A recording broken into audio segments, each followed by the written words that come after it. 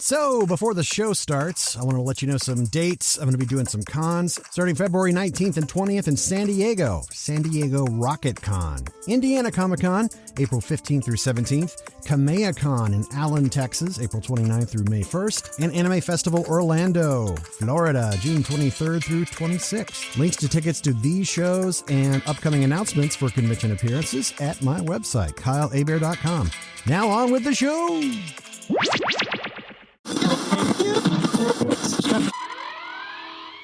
Attention all podcasts of the Solar Federation. We have assumed control. We have assumed control. We have assumed control. The Intergalactic Boombox. Is this thing on? Yeah. Nowadays, everybody want to talk like they got something to say. But nothing comes out when they move their lips. Just a bunch of gibberish. And monkey lovers act like they forgot about Trey. I forgot about Trey. Who's Trey? I don't know. The Boombox, Intergalactic Boombox for you. Hi, Kyle Abear, voice actor here. Dragon Ball Z, Naruto, Street Fighter. The nerdiest news that ever newsed a nerd. Let's check the Boombox mailbox. Dave Jones from the Podcasting 2.0 podcast says, Van Halen Boost! Yeah, he sent 5150. That's 5,150 sats sent using the Cast-O-Matic Podcasting 2.0 app. Thanks for your support, Dave. For those who don't know, sats are satoshis. And 5150 sats equals about $2.27. So Dave says, random question for someday when you have time. How do you maintain the health of your voice? Since it's your livelihood, I suppose you have to treat it with care. Are there certain protocols you follow? That's a good question. I do get that one from time to time. In general, I take 2 doses of Emergency a day because I suck at taking vitamins, or eating right for that matter. And the immunity boost has helped immensely in keeping the doctor at bay. And as for the voice itself, the old go-tos of hot tea and honey, that's always good. Throat sprays like Singer's Saving Grace are awesome at lubricating the vocal cords and getting the schmutz out of your voice first thing in the morning.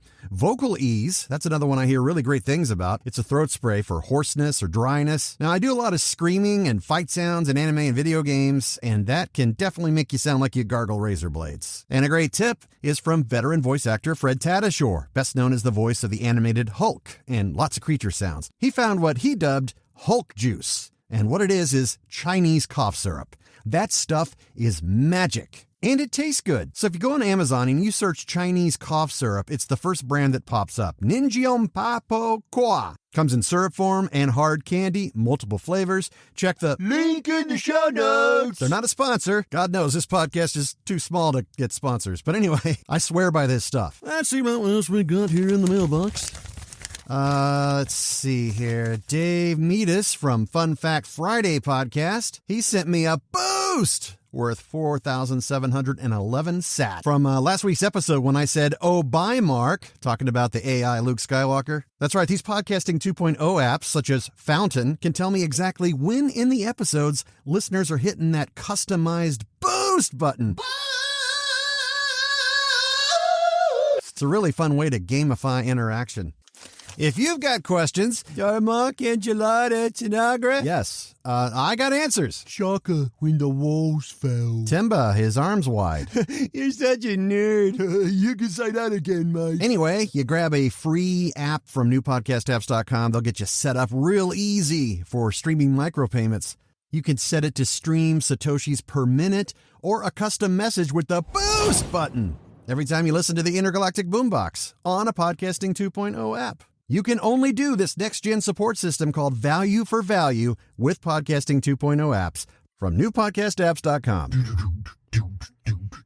The question of the week. Are you excited for the next Star Wars Disney Plus series, Obi-Wan? Raleigh Pickens, engineer and director on many Dragon Ball Z video games and Dragon Ball Super, he chimed in and said, let me have my fan service feedback. Om nom nom nom nom. Matt O says, very excited. The return of arguably one of my favorite Jedi in the Star Wars canon. That's one big reason. If they do a good of a job as they did with Boba Fett and Mando, I'll be happy with it. I like it that they're filling in the gaps with good storytelling. Twig says, I mostly think that not every gap needs to be explained, and I'd like to see new properties rather than mining this one for every last drop.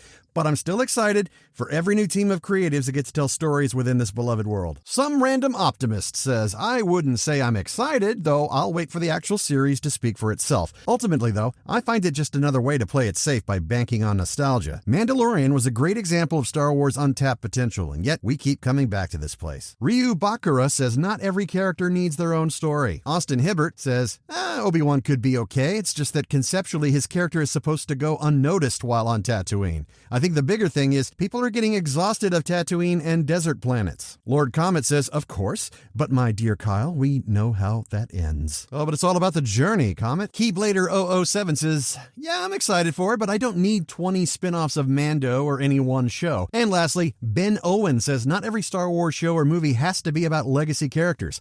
I'd like to see a new original story with original characters. New question. How do you feel about this new Chip and Dale Rescue Rangers movie dropping on May 20th on Disney+? Full disclosure, I've never seen Rescue Rangers, any Chip and Dale, any of that. Aren't they male strippers? No, dude. But I do know that this announcement and trailer was controversial, to say the least. You got two really funny comedians doing the voices, though. John Mulaney as Chip, Andy Samberg is Dale, but this time there's no sped-up voices. One is 2D, the other is CG, and surrounded by nostalgia. There's no Tress MacNeille or Corey Burton, though he is back as Zipper, and you can check the Link in the show notes for the trailer for Chip and Dale Rescue Rangers movie. I was trolling through Twitter just to see what the reaction has been so far. Pembroke Corgi says, all I have to say about that trailer is I got thrown out of the moment as soon as Chip and Dale started talking. Like, they didn't even speed up their voices. Christina Valentasty says, someone made the decision to give Chip and Dale normal voices for the direct purpose of celebrity casting,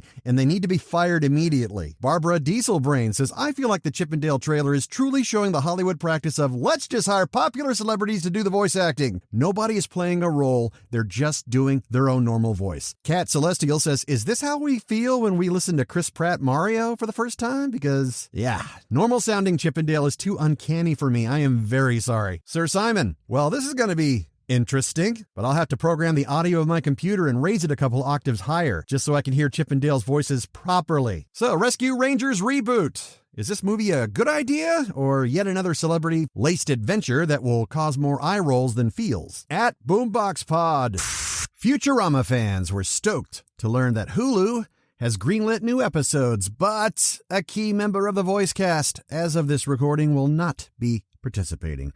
John DiMaggio, legendary Toon voice actor who plays Bender. News of stalled salary negotiations quickly spread across social media, as well as a huge rallying cry of fan support for DiMaggio. As with anime dubs, changing actors in cartoons is a controversial move. Many fans have said they won't be watching the new season, since Bender will have a new voice. Fellow voice actor KG Tang says if they replace Bender with an AI voice, it would be terrible, but also hilarious. Finally, a robot to actually represent robot roles. Whoa. Leaping Lorenzo Lamas at a furry convention. What is it now? It's Bubba the Boombot, AI assistant. I didn't use the wake word. What wake word? Yo, Bubba! Ah, joke's on you, Detective Geekachu. Yeah. That feller's got a good point. Huh? Us robots gotta stick together. Right. Speaking of, I'll audition for Bender. No, that's not necessary. Stand back, here we go. Oh. Bite my shiny mail. Thanks for away. playing, Bubba, but, no. Oh, fine. I'll go back to eavesdropping on your thoughts and plunk highly targeted ads in your feed. That's more like it. Toodles! I kind of feel sorry for the person who ends up taking over the Bender role, as they will be under intense scrutiny. Over the past month or so, Bender auditions went out to voice talent, and to my knowledge, many followed the unwritten rule, don't scab, don't poach another person's work, just because you're desperate for a payday or some status. It's a great way to get blacklisted, at the very least in voiceover social circles. This same tactic happened years ago with the first Arkham Asylum game. The role of Batman and the Joker were open for reads. Everyone was kind of confused. It's like, why wouldn't they get Kevin Conroy and Mark Hamill? Well, it was a money issue. And Futurama actors in the past. Negotiations were stalled. And then suddenly all the roles are open to read for. It's sad when huge companies who have made millions upon millions of dollars on established properties basically slaps the voice actors in the face. Even the big names, as a ploy to save money. The voice of Bender himself, John DiMaggio, took to Twitter to give everyone an update. He said, quote, #BenderGate. Hi, I've been thinking about everything that's been going on these past months, and just to be clear, I don't think that only I deserve to be paid more. I think the entire cast does. Negotiations are a natural part of working in show business. Everyone has a different strategy and different boundaries. Their price. Some accept offers, some hold their ground. Bender is a part of my soul, and nothing about this is meant to be disrespectful to the fans or my Futurama family. It's about self-respect. And honestly, being tired of an industry that's become far too corporate and takes advantage of artists' time and talent. Look, I wish I could give you every detail so you would understand, but it's not my place. Thanks again for the love, everyone. Still hoping for the best. In the meantime, I'll be in New Orleans shooting Interview with a Vampire for AMC, and very grateful to be. Thanks. End quote. Oh, cruel fate, to be thusly boned. Ask not, for whom the bone bones. It bones for thee. And now, 10-Second Theater presents Jurassic Dominion. You think we'd learn that dinosaurs and humans can't coexist? Ah, bigger. Why do they always have to go bigger? I don't. Peacemaker just wrapped season 1 on HBO Max, giving 2022 a very strong start. While everyone was busy getting let down by the Book of Boba Fett, James Gunn's pandemic brainstorm got us laughing and way more invested than we thought was possible. Why did it have to end? Seriously? I got no more reason to live. Hey, homie, I know a good therapist. All right, settle down, Gits. Just trying to help. Here's a Kleenex. Shiggles. Thank you, mate. Anyway, listen up. Good news. Peacemaker is getting season 2. What? Come again? Yeah. I got a reason to live. Yeah. Hooray! High fives. Let's take a little time to pay tribute to some wonderful industry folks who we recently lost. The great iconic filmmaker Ivan Reitman. He directed the first 2 Ghostbusters, some classic comedies such as Meatballs, Stripes, and Kindergarten Cop. Also a renowned producer for Animal House, Space Jam, Howard Stern's Private Parts. The movie, not his actual parts. And, of course, he produced his son's Jason Reitman's Ghostbusters Afterlife. The good part is, Reitman died the best way possible. In his sleep. He was 75. You may not know the name, but you know the work. Special effects pioneer Douglas Trumbull wowed everybody with such sci-fi classics as Blade Runner, Close Encounters, and was discovered as a young lad by Stanley Kubrick and hired for 2001: A Space Odyssey. Initially to create the animated computer screen displays, but ultimately worked on that super trippy Stargate sequence at the climax. Trumbull also patented a lot of film tools and techniques and won awards for his show-scan 65mm motion picture photography. Anyone remember the movie Brainstorm? Had Christopher Walken, Natalie Wood, Cliff Robertson. You know, Uncle Ben. Brainstorm used to show on cable over and over again. I thought it was a really, really cool movie, and I wished I had seen it in the theater because it was kind of experimental, using multiple formats and lenses to portray telepathy. And cool little tidbit, his dad, Don Trumbull, worked on the original Wizard of Oz. But Douglas's resume is definitely no slouch. Sadly, cancer took him. He was 79. Lastly, a preemptive rest in peace for Nintendo. Not the whole company, but they are closing their Wii U and 3DS online eShops as of March of 2023. Yep, online storefronts are going bye, with many titles no longer being available anywhere else after. So enjoy that extra content, and in the meantime, start saving up for a Nintendo Switch, yeah? Stranger Things' 4th and final season finally has a release date on Netflix. It's being broken up into 2 parts. Volume 1 is coming on May 27th, and Volume 2 is coming July 1st. Southwest of the Rockies, you are on the air. Look, I'm not on the air. I'm in your hair. Oh, wait, you're bald. Never mind.